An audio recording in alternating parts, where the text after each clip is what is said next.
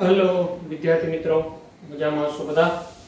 કેમિસ્ટ્રીના આજનો આપણો lecture number 7. છેલ્લે આપણે લેક્ચર નંબર 6 જોયો હતો. એમાં સ્વાધ્યાયના દાખલાઓ આપણે જોતા જતા હતા. એમાં સ્વાધ્યાયમાં છેલ્લે આપણે દાખલા 4.3 જોયો હતો. હવે આ લેક્ચર નંબર 7 માં એ કન્ટિન્યુ કરીએ. દાખલા સ્વાધ્યાયના 4.4 રકમ આ મુજબ છે: ડાયમિથાઇલ ઇથરનું વિઘટન CH4H2 અને CO માંની બનાવટમાં પરિણમે છે. બરાબર? ડાયમિથાઇલ ઇથરનું વિઘટન કરી મિથેન H2 અને CO અને પ્રક્રિયા વેગ આ પ્રમાણે આપી શકાય છે. એટલે પ્રક્રિયા વેગ આપને આપેલો છે આ મુજબ: વેગ બરાબર k CH3O CH3 ની 3/2 ઘાત. બરાબર? જો દબાણ 12 અને સમય મિનિટમાં માપવામાં આવે, હા, પ્રક્રિયાનો વેગ બંધ પાત્રમાં દબાણનો વધારો કરીને અનુસરી શકાય છે, જેથી વેગ અચળાંક ડાયમિથાઇલના આંશિક દબાણમાં અભિવ્યક્ત કરી શકાય છે. કહેવાનો મતલબ અહીંયા દબાણ એની સાંદ્રતા હોય એટલે વેગ બરાબર k p CH3O CH3 ની 3/2 ઘાત. બરાબર? આપણે દબાણ 12 અને સમય મિનિટમાં માપવામાં આવે તો વેગ અને વેગ અચળાંકના એકમો શું હશે? તો વેગ અચળાંક k નો એકમ, તો k નો એકમ તો સામાન્ય સૂત્ર શું? સાંદ્રતાની 1 n ઘાત ઇન્ટુ સમય ઇન્વર્સ. એ સાંદ્રતા તો 12 1 માઈનસ પ્રક્રિયા ક્રમ 3/2 સમય મિનિટમાં એટલે મિનિટ ઇન્વર્સ. અહીંયા 2 આવી જાય, 2 - 3 એટલે 12 ની -1/2 ઘાત મિનિટ ઇન્વર્સ. આ k નો એકમ આવ્યો, k નો એકમ આવ્યો. અને વેગ નો એકમ થાય તો વેગ એટલે સાંદ્રતા ઇન્ટુ સમય ઇન્વર્સ. તો વેગ નો એકમ 12 ઇન્ટુ મિનિટ ઇન્વર્સ. વેગ નો એકમ આ થાય. બરાબર? 12 ઇન્ટુ મિનિટ ઇન્વર્સ. k નો એકમ આ થાય 12 ની -1/2 ઇન્ટુ મિનિટ ઇન્વર્સ ઘાત. આ રીતે સ્વાધ્યાયનો 4.4 રકમ બહુ મોટી બતાવી છે પણ ખાલી એકમ જ કહેવાનું છે. ઓકે, ત્યારબાદ આગળ વધીએ.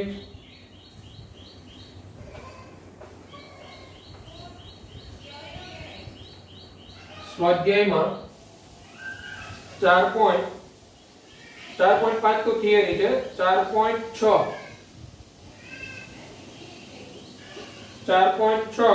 એક પ્રક્રિયકના સંદર્ભમાં દ્વિતીય ક્રમની છે. પ્રક્રિયાનો વેગ કેવી રીતે અસર પામશે જો પ્રક્રિયકની સાંદ્રતા બમણી કરવામાં આવે પહેલું અને બીજું અડધી કરવામાં આવે. પ્રક્રિયકના સંદર્ભમાં દ્વિતીય ક્રમની પ્રક્રિયા છે એટલે પ્રક્રિયાનું વેગ સમીકરણ શું થાય? વેગ બરાબર, બરાબર, આ વેગને આપણે r1 કહી દઈએ તો અહીંયા a ની સાંદ્રતાનો વર્ગ એ આપણો પ્રક્રિયકના સંદર્ભમાં દ્વિતીય ક્રમની છે. હવે સાંદ્રતા બમણી કરવામાં આવે, સાંદ્રતા બમણી કરવામાં આવે તો વેગ શું થાય? તો સાંદ્રતા બમણી કરવામાં આવે તો આ r2 આપણે કહીએ કે અહીંયા બમણી કરવાની 2a નો વર્ગ, 2 નો વર્ગ કેટલો થાય? 4. r2 4k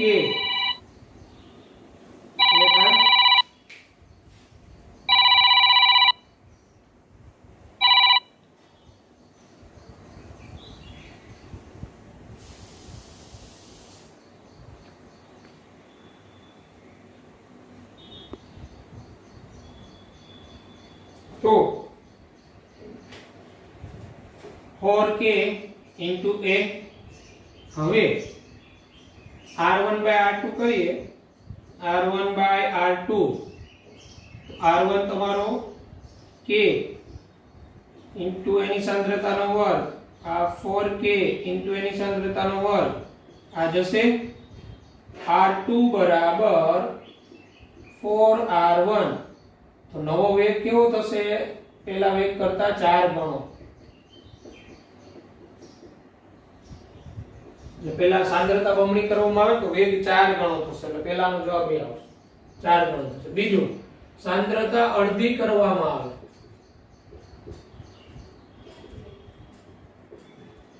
સાંદ્રતા અડધી કરવામાં આવે એટલે હવે આપણો r2 પાછો અહીંયા કહીએ તો k 1/2 a ની સાંદ્રતાનો વર્ગ r2 1/4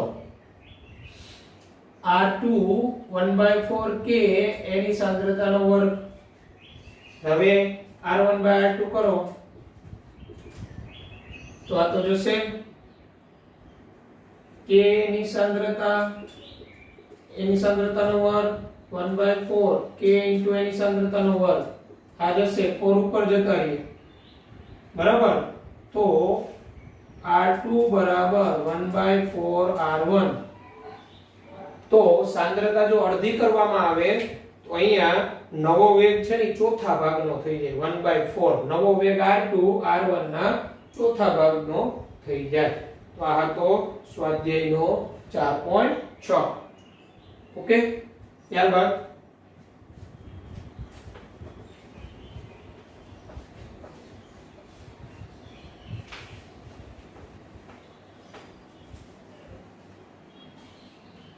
ત્યારબાદ 4.7 તો થિયરી છે, આવશે આપણે. 4.8 પાણીમાં આભાસી પ્રથમ ક્રમની પ્રક્રિયામાં નીચેના પરિણામો મળ્યા. આપણે આભાસી પ્રથમ ક્રમની પ્રક્રિયા કોને કહેવાય આવશે, પણ પ્રથમ ક્રમની પ્રક્રિયા માટે જે સૂત્ર વપરાય જ વપરાય. તમને અહીંયા અવલોકન આપ્યું, એમાં 30 અને 60 સેકન્ડ વચ્ચેના સમયગાળાનો સરેરાશ પ્રક્રિયા વેગ શોધો એવું પૂછેલું. 30 અને 60 સેકન્ડ વચ્ચે.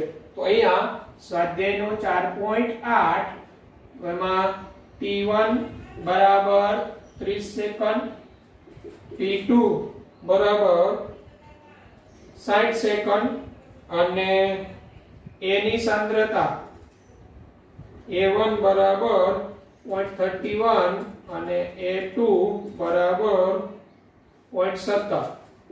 તો સરેરાશ વેગ બરાબર a2 minus a1 divided by t2 minus t1. તો r એવરેજ બરાબર 0.17 minus 0.31 સરેરાશ વેગ divided by t2 minus t1 60 minus 30. તો આનું સાદુરૂપ આપો તો તમારો r એવરેજ આવે 4.67 into 10⁻³ mol liter inverse into second inverse. બરાબર. તો આ રીતે સરેરાશ વેગ મળશે 4.8 માં. આપણે સરેરાશ વેગ જ શોધવાનો છે. આભાસી પ્રથમ ક્રમની પ્રક્રિયા કોને કહેવાય થિયરી આવશે, પણ સરેરાશ વેગ શોધવા માટેનું તો સૂત્ર જે બની ગયા એ મુજબ જ જવાબ. આ સ્વાધ્યાયનો 4.8. ત્યારબાદ સ્વાધ્યાયનો 4.9. તો સ્વાધ્યાયનો 4.9 આ મુજબ છે રકમ. એક પ્રક્રિયા એના સંદર્ભમાં પ્રથમ ક્રમની છે અને બીના સંદર્ભમાં દ્વિતીય ક્રમની છે, બરાબર. એટલે એક પ્રક્રિયા એના સંદર્ભમાં પ્રથમ ક્રમની અને બી ના સંદર્ભમાં દ્વિતીય ક્રમની. એ ના સંદર્ભમાં પ્રથમ ક્રમ, બી ના સંદર્ભમાં દ્વિતીય ક્રમ. તો અહીંયા આપણે ફર્સ્ટ શું બીજું વિકલનીય વેગ સમીકરણ તારવું. વિકલનીય વેગ સમીકરણ.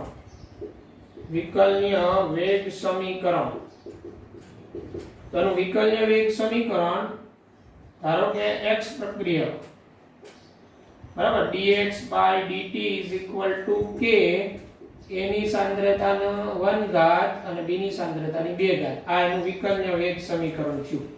આ વિકલનીય વેગ સમીકરણ થયું. હવે પ્રશ્ન બીજો શું પૂછ્યો, તો b ની સાંદ્રતા 3 ગણી વધારવામાં આવે. b ની સાંદ્રતા 3 ગણી વધારવામાં આવે તો વેગ પર શું અસર થાય? 3 ગણી વધારવામાં આવે તો વેગ બરાબર વેગ પર શું અસર થાય? આ જે વેગ છે એનો તો b ની સાંદ્રતા આની સાંદ્રતા આપણે 3 ગણી વધારી દઈએ તો વેગ ઉપર શું અસર થાય? એની સાંદ્રતા જ રાખવાની. તો આ આપણો વેગ r1 કહી દઈએ. તો હવે b ની સાંદ્રતા 3 ગણી વધારતા, બરાબર.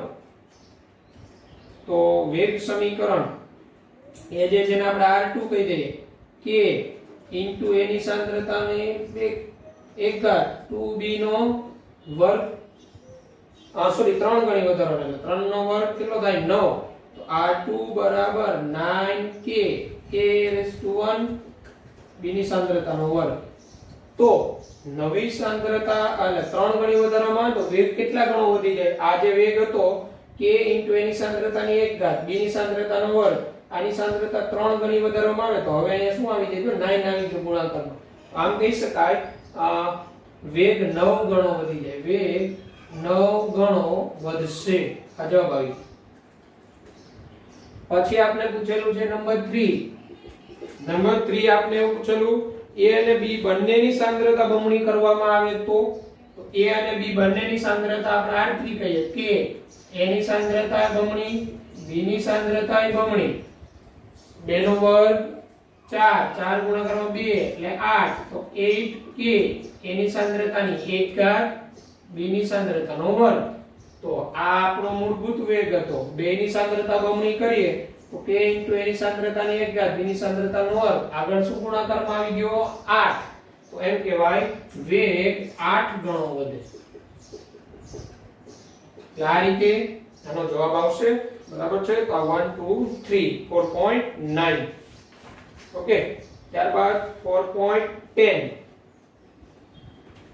સ્વાધ્યાયનો 4.10 આ મુજબ છે a અને b વચ્ચેની પ્રક્રિયામાં પ્રારંભિક વેગ r0 a અને b ની જુદી જુદી સાંદ્રતાએ માપવામાં આવ્યા હતા તમને કોષ્ટક આપેલો છે r0 જુદી જુદી સાંદ્રતાએ તો a અને b ના સંદર્ભમાં પ્રક્રિયાક્રમ શું હશે બરાબર પ્રક્રિયાક્રમ મેળવવાનો છે અહીંયા આપણે a ની સાંદ્રતા 0.20 પહેલું અવલોકન b ની સાંદ્રતા 0.30 ત્યારે વેગ 5.07 જ લેવાનો 5.7 નહીં 5.07 કરી નાખજો ગુણાકારમાં 10 ની -5 બીજા અવલોકનમાં 0.20 a b 0.10 ત્યારે 5.07 ગુણ્યા 10 ની -5 વેગ ત્રીજું અવલોકન a 0.40 b 0.05 ત્યારે વેગ 1.43 ગુણાકારમાં 10 ની -4 ઘાત છે તો અહીંયા આપણે પ્રક્રિયાક્રમ શોધવાનો છે એટલે a ની સાંદ્રતાની ઘાતાંક અને b ની સાંદ્રતાની ઘાતાંક મેળવવાનો અહીંયા આપણે ત્રણ સમીકરણ બને જો આ મુજબ એમાંનું પહેલું સમીકરણ આ મુજબ બને 5.07 * 10 -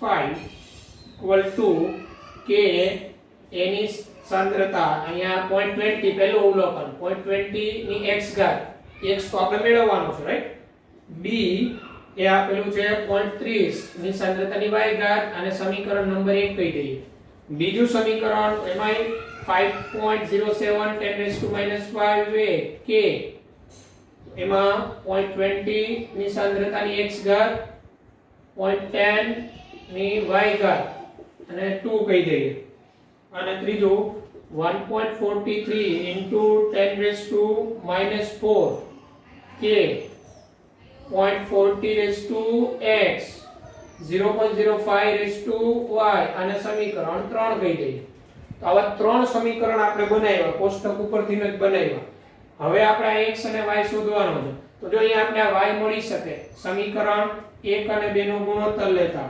સમીકરણ 1 અને 2 નો ગુણોત્તર લેતા તો સમીકરણ 1 અને 2 નો ગુણોત્તર લ્યો તો 5.07 10 - -5 આ એને ડિવાઇડેડ બાય 5.07 * 10 - -5 = અહીંયા તમે જો આ 0.20x 0.20x એટલે આ જશે k જશે તો અહીંયા ફક્ત શું આવશે 0.30/0.10 all raised to y અને 0.30/0.10 એટલે 3 ની y ઘાત આ મૂલ્ય 1 થઈ જાય તો 3 ની y ઘાત તો 3 અહીંયા 3 છે એની y ઘાત તો આની કેટલી ઘાત હોય ત્યારે એક મૂલ્ય થાય આ y બરાબર 0 હોવું જોઈએ તો y = 0 આ b ના સંદર્ભમાં પ્રક્રિયાક્રમ શૂન્ય થાય શૂન્ય b ના સંદર્ભમાં હવે આવી જ રીતે આપણે x મેળવી લઈએ એટલે એના સંદર્ભમાં પ્રક્રિયાક્રમ મળે હવે x મેળવવો હોય તો હવે આપણે સમીકરણ આ 1 અને 3 નો ગુણોત્તર લેતા સમીકરણ 1 અને 3 અને 1 નો ગુણોત્તર લઈએ. સમીકરણ 3 અને 1 નો ગુણોત્તર. તો સમીકરણ 3 અને 1 નો ગુણોત્તર લઈએ તો 1.43 into 10 raised to minus 4 divided by 5.07 into 10 raised to minus 5 equal to k 0.40 raised to x 0.05 જો અહીંયા 0.05 raised to y પણ y બરાબર તો અહીંયા 0 મળી ગયો આપણે એટલે આની 0 ઘાત થાય k 0.20 raised to x આ સમીકરણ 1 લેવાનું છે અને ડિવાઇડેડ બાય 0.30 ની y ઘાત પણ y નું મૂલ્ય 0 લેવાનું છે કોઈનું 0 ઘાત હોય તો આ મૂલ્ય 1 થઈ જાય આ k જશે આ 1.43 ભાગ્યા 5.07 1.43 ભાગ્યા 5.07 એટલે એ મૂલ્ય આવશે અને 10 raised to minus 5 ઉપર જાય એટલે પ્લસ 5 થાય એટલે 0.28 21 તો 2.821 આ મૂલ્ય આવે અહીંયા 0.40 ભાગ્યા 0.20 ગુણ્યા 2 અહીંયા 2 raised to x થઈ જાય હવે આ બંને બાજુ આપણે log લઈ લઈએ બંને બાજુ log લેતા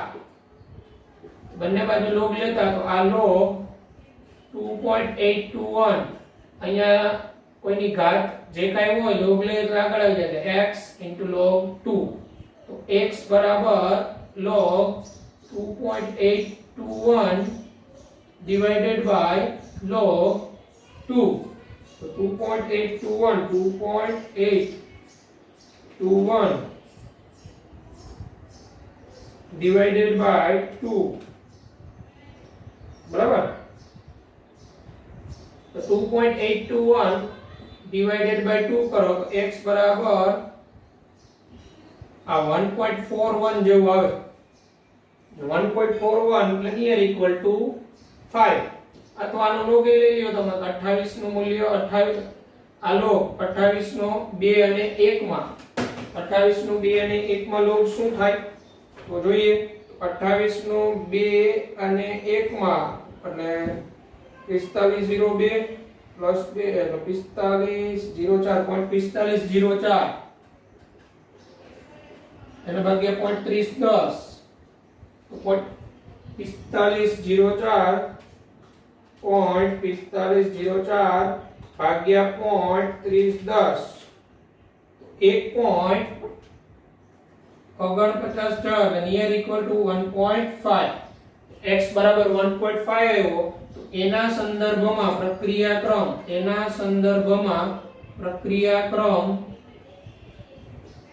1.5 થાય અથવા 3/2 ક્રમની થાય એના સંદર્ભમાં પ્રક્રિયાક્રમ 1.5 આ રીતે આ પ્રકારના દાખલાઓ ગણતરી થાય આપણે પ્રક્રિયા આવી રીતે અવલોકનો આપેલા હોય આ રીતે પ્રક્રિયાક્રમ પૂછે તો આ રીતે યોગ્ય સમીકરણનો ગુણોત્તર લઈ પ્રક્રિયાક્રમ શોધવાનો ઓકે ખૂબ સરળ દાખલો તો આગળ વધીએ સ્વાધ્યાયનો 4.10 પછી આપણે સ્વાધ્યાયનો 4.11 છે આવી જ રીતે કરવાનો છે 4.11 જોઈએ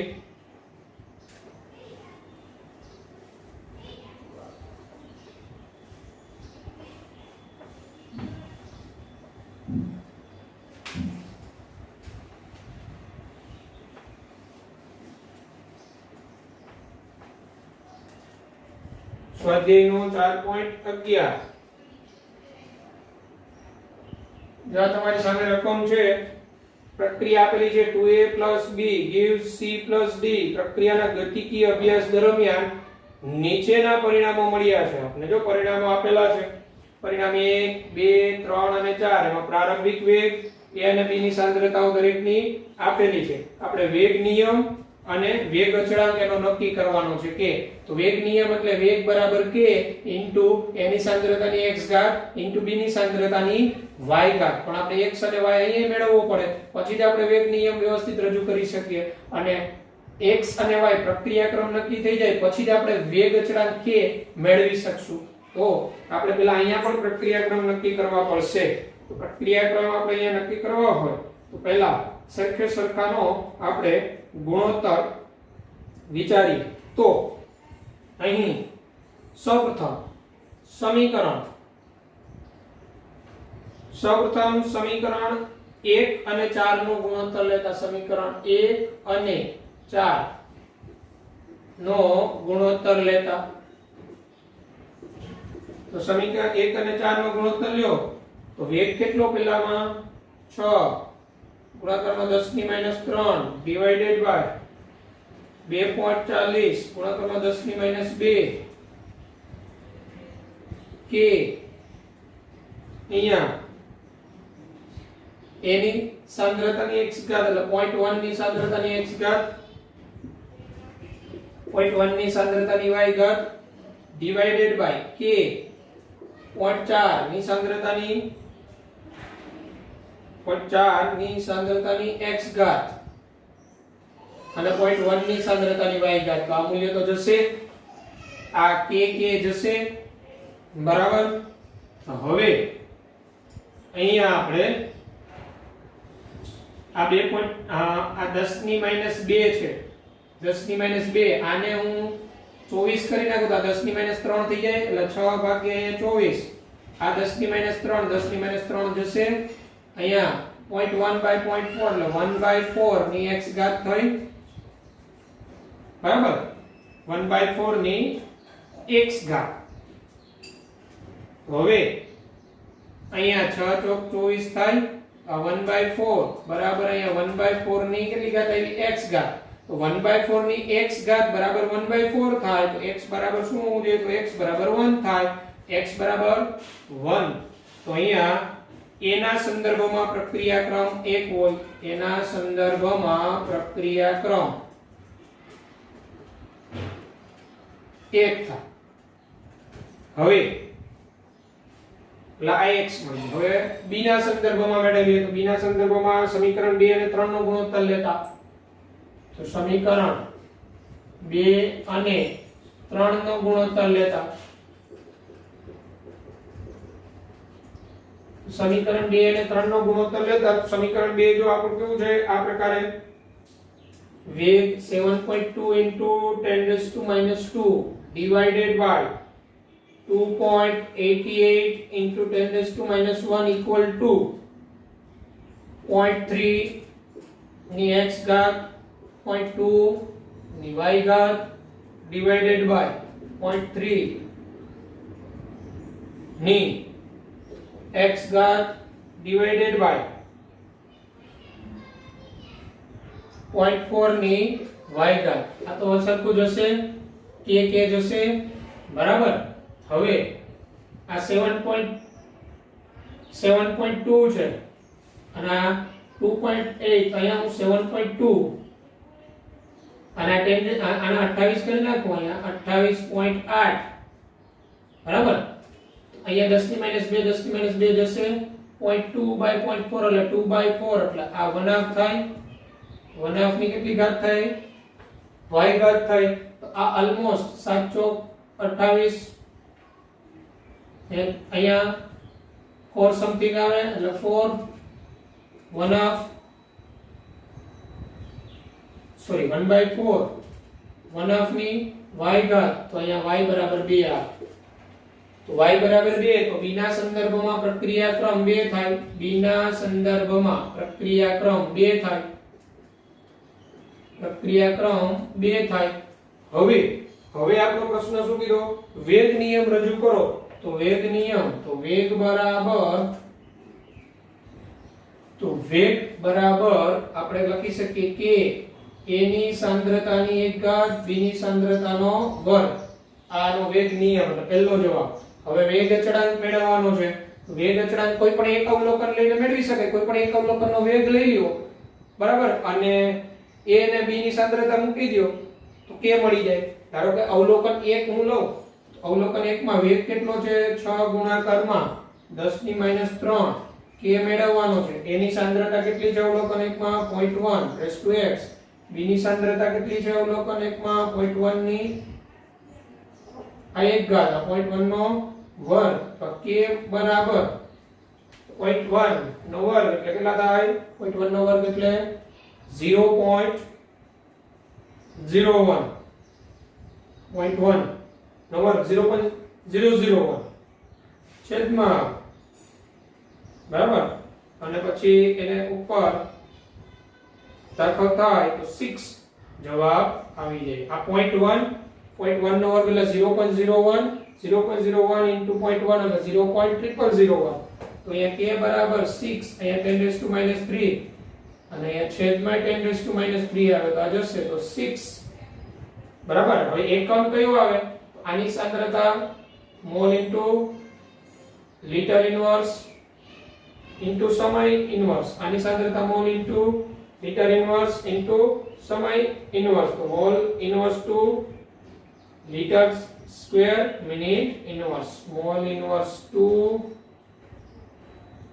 લિટર નો વર્ગ ઇન્ટુ મિનિટ ઇન્વર્સ. તૃતીય ક્રમની પ્રક્રિયા થઈ ટોટલ 2 ને 1 3 તો તૃતીય ક્રમની પ્રક્રિયા માટેનો એકમ આવે એટલે આપેલ અહીંયા વેગ અચળાંક 6 આવે. જવાબ શું આવશે? 4.11 માં વેગ અચળાંક 6 અને વેગ નિયમ આ સમીકરણ છે. ઓકે, વ્યવસ્થિત લખી લેવાનું.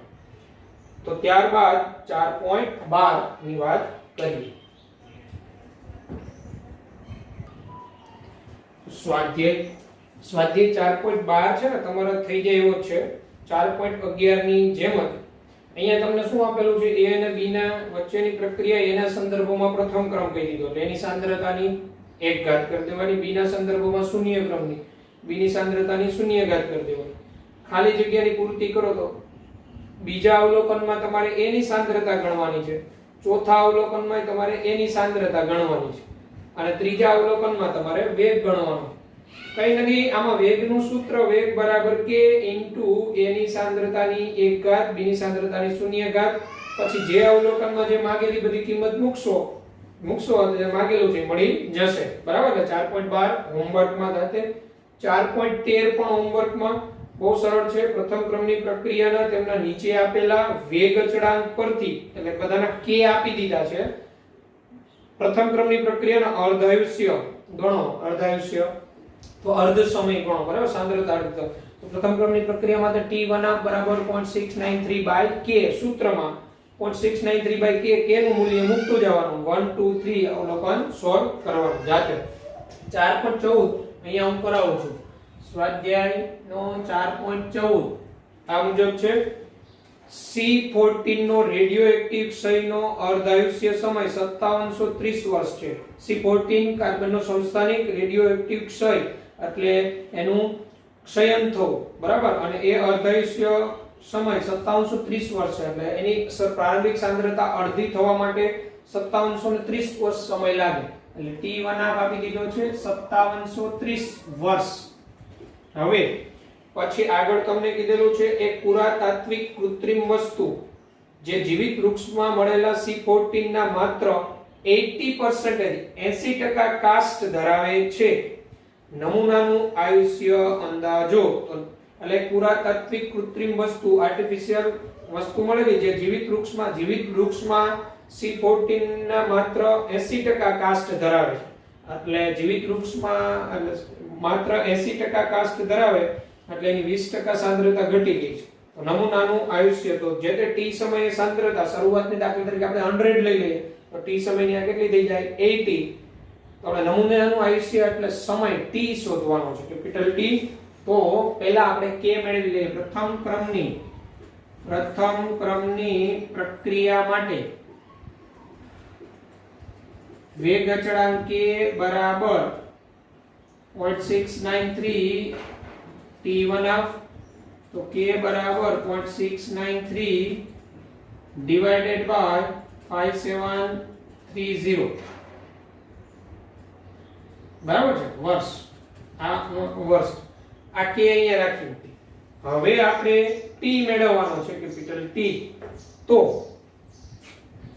હવે t મેળવતા નમૂનાનું આયુષ્ય મેળવતા તો વેગ અચળાંક k નું સૂત્ર પ્રથમ ક્રમની પ્રક્રિયા માટે વેગ અચળાંક k બરાબર 2.303 છેદમાં t log r0 by rt. Okay, હવે આ t ને કરતા બનાવી દો 2.303 આ t એટલે 0.693 આ સોરી k એટલે 0.693 ના છેદમાં 5730 વર્ષ 0.693 ડિવાઇડેડ બાય 5730 છેદનો છેદ ક્યાં જતો રહે અંશમાં એટલે અહીંયા 5730 log ધારો કે શરૂઆતની સાંદ્રતા 100 તો 80% કાચ ધરાવે 80% સાંદ્રતા બાકી છે ને 80 100 ડિવાઇડેડ બાય 80 તો હવે t તો 2.303 ગુણાકારમાં 5730 2.303 ગુણાકારમાં 5730 ભાગ્યા 0.6693 ઇક્વલ ટુ 19042 log 100 by 80 તો 100 by 80 1.25 તો 1.25 એટલે 12 નો 5 માં log જોવાનો 19042 12 નો 5 માં લોગેરિથમમાં તમે log જો આ મુજબ મળશે 12 નો 5 માં log 0969 એટલે 0.0969 તો 19042 ગુણાકારમાં 19042 ગુણાકારમાં 0.0969 how much 1845 yes તો આનો અર્થ એવો થાય કે નમૂનાનું સરેરાશ આયુષ્ય તો લગભગ આયુષ્ય કેટલું હોય 1845 વર્ષ આયુષ્ય હોય એટલે અહીંયા વૃક્ષમાં મળેલા C14 ના માત્ર 80% કાસ્ટ ધરાવે જીવિત વૃક્ષમાં મળેલો જે C14 હોય એના માત્ર 80% કાસ્ટ ધરાવે એટલે 20% વિઘટન થઈ ગયું કહેવાય એનું બરાબર છે એટલે 80% સાંદ્રતા t સમયે બાકી હોય એટલે આ 80% એ t સમયની લખેલી છે ઓકે તો આ પ્રકારના દાખલા આ રીતે સોલ્વ કરો 1845 વર્ષ નો લખી લેવાનો સ્વાધ્યાયનો 4.14 ઓકે ત્યારબાદ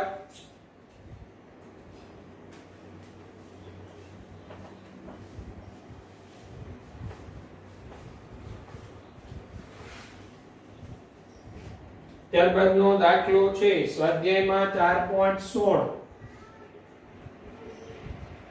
સ્વાધ્યાયમાં 4.16 રકમ સમજાઈ દો જાતે ગણવાનો પ્રથમ ક્રમની પ્રક્રિયા માટે વેગ અચળાંક 60 સેકન્ડ ઇન્વર્સ પ્રથમ ક્રમની પ્રક્રિયા માટે k આપેલો છે 60 સેકન્ડ ઇન્વર્સ પ્રક્રિયકની પ્રારંભિક સાંદ્રતાથી તેના રકમમાં સુધારો કરજો 1/6 ભાગનું મૂલ્ય છે હકીકતે 1/16 આવે બરાબર છે NCERT ની ટેક્સ્ટ બુક મુજબ એટલે 1/16 1/16 ભાગના મૂલ્ય જેટલી સાંદ્રતા ઘટીને થવા માટે તે કેટલો સમય લેશે અહીંયા રકમ કાઢ્યા નકો 1/16 ભાગના મૂલ્ય જેટલી સાંદ્રતા ઘટીને અહીંયા નથી કીધું ઘટાડો થાય છે ઘટીને એટલે 1/16 ભાગની સાંદ્રતા થઈ ગઈ છે તો કેટલો સમય લાગશે અહીંયા પ્રથમ ક્રમની પ્રક્રિયા માટે k આપેલો છે t મેળવવાનો છે બરાબર તો પ્રથમ ક્રમની પ્રક્રિયા માટે k બરાબર 2.303 t log હવે અહીંયા શરૂઆતની સાંદ્રતા ધારો કે તમારી 1 હોય તો પેલી 1/16 ભાગની થઈ જાય તો આ log 16 થઈ જાય ને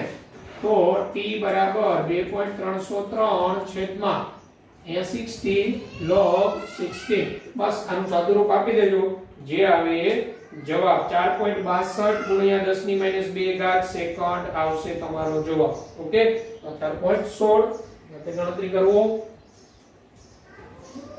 ત્યારબાદ 4.17 આ રહ્યો દાખલો 4.17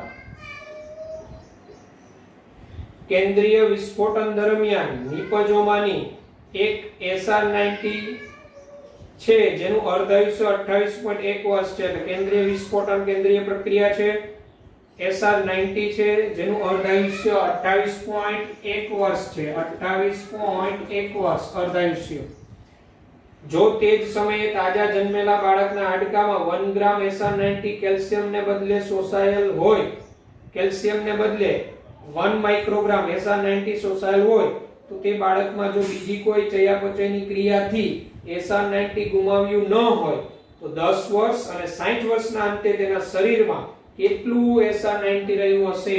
એટલે 10 વર્ષ એટલે કોઈ સમય છે, તો એ સમયે કેટલું બાકી રહ્યું, એટલે અહીંયા તમારે t સમયની સાંદ્રતા મેળવવાની છે, એટલે RT મેળવવાનો છે.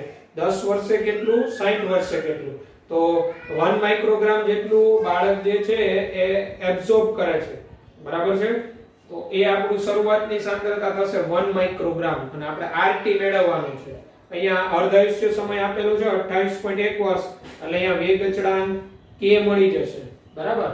તો આપણે વેગ અચળાંક k મેળવતા તો k બરાબર 0.693 બાય t1r, એટલે k બરાબર 0.693 અહીંયા 28.1. તો આ k. હવે આપણું પહેલું અવલોકન, 10 વર્ષના અંતે SR90 કેટલું બાકી મેળવતા એટલે RT મેળવતા 10 વર્ષના અંતે. વેગ અચળાંક k નું સૂત્ર k બરાબર 2.303 છેદમાં t log r0 by rt, એટલે આપણે આ મેળવવાનું છે RT. કે તો k તો અહીંયા છે, t ને કરતા બનાવો, t બરાબર 2.303 આ k 0.693 ના છેદમાં 28.1 એટલે 28.1 ઉપર જતા રહેશે, છેદમાં 0.693 log r0 એટલે આપણી શરૂઆતની સાંદ્રતા થઈ 1 માઇક્રોગ્રામ log 1 by rt, જે આપણે મેળવવાનું છે, RT આપણે મેળવવાનું. તો t બરાબર હવે 2.303 ગુણાકારમાં 28.1, 2.303 ગુણાકારમાં 28.1 ભાગાકારમાં 0.693, તો 93.383. અહીંયા log 1 માઈનસ અહીંયા log 1 માઈનસ log RT, બરાબર. log 1 તો 0 થઈ જાય,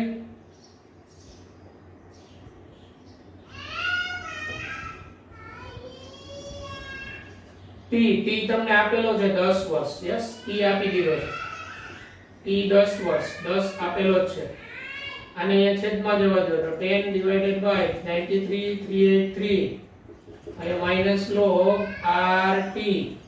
હવે 10 ભાગ્યા 93.383 એટલે 0. આ મૂલ્ય થશે 0.1071. આ માઈનસ આ બાજુ આવી જાય, આ બાજુ log RT. હવે RT ને કરતા બનાવો તો આનો એન્ટીલોગ લેવો પડે, આનો એન્ટીલોગ લેવો પડે, એન્ટીલોગ -0.1071 આનો એન્ટીલોગ. તો માઈનસ નો એન્ટીલોગ કઈ રીતે લેવાય છે શીખવેલું તમને. પોઈન્ટ પહેલાનો અંક એમાં 1 ઉમેરી દો, એટલે 0 માં 1 ઉમેરો એટલે 1 બાર, અને પોઈન્ટ પછીના અંકને 1 માંથી બાદ કરો, 1 માંથી બાદ કરો તો 1 માઈનસ 0.1071 એટલે 0.8929. હવે આનો એન્ટીલોગ લેવાનો, આનો એન્ટીલોગ 1 બાર નો 10 ની માઈનસ 1 ઘાત થાય, અને 0.89 નો 2 9 માં એન્ટીલોગ લેવાનો. તો એન્ટીલોગેરિધમમાં 0.89 નો 2 9 માં એન્ટીલોગ, તો 0.89 એનો 2 માં 0.89 નો 2 માં જોશો તો 77 98, અને પ્લસ 9 માં જે મૂલ્ય હોય એ ઉમેરવાનું, એટલે 77 98 એમાં 16 ઉમેરી દો, 78 14 જેવો થાય. અહીંયા 78 14, બરાબર. હવે આ એન્ટીલોગ આનો આવ્યો, અહીંયા એક પછી પોઈન્ટ કાપી લેવાનો, 7.814 into 10 - 1, RT બરાબર 0.7814 માઇક્રોગ્રામ સાંદ્રતાનો એકમ. તો એમ કહેવાય કે 10 વર્ષ પછી બાળકના શરીરમાં 0.7814 માઇક્રોગ્રામ જેટલું SR90 રહેલું હોય, બરાબર છે. તો જવાબ ચેક કરીએ આપણે તો 0.7814 માઇક્રોગ્રામ 10 વર્ષને અંતે. હવે આવું જ તમને 60 વર્ષ પછી કેટલું બાકી રહ્યું હોય તો સેમ આ જ પેટર્ન, ફક્ત શું જ્યાં 10 છે ને ત્યાં તમારે 60 લઈ લેવાના છે. એટલે અહીંયા 60 ભાગ્યા આવશે મૂલ્ય 10 છે ત્યાં શું લઈ લેવાના 60, બાકી બધું આ જાતે ગણતરી કરજો અને જવાબ આવશે 0.2278 માઇક્રોગ્રામ. 0.2278 માઇક્રોગ્રામ આ રીતે આવશે. બરાબર. તો આજનો આપણો લેક્ચર નંબર 6 માં અહીંયા સુધી રાખીએ. પછીના લેક્ચરમાં આપણે આગળ વધીશું. સ્વાધ્યાયના જે દાખલાઓ બાકી છે હવે એની વાત લેક્ચર નંબર 7 માં કરી દેશું. બરાબર છે. તો આ દાખલાઓ વ્યવસ્થિત સમજીને તૈયાર કરવાના. જો આની પીડીએફ ન આવે તમારે શું કરવાનું, દાખલા મેં સમજી લેવાના, જાતે ગણતરી કરી લેવાના. Okay, good bye, take care.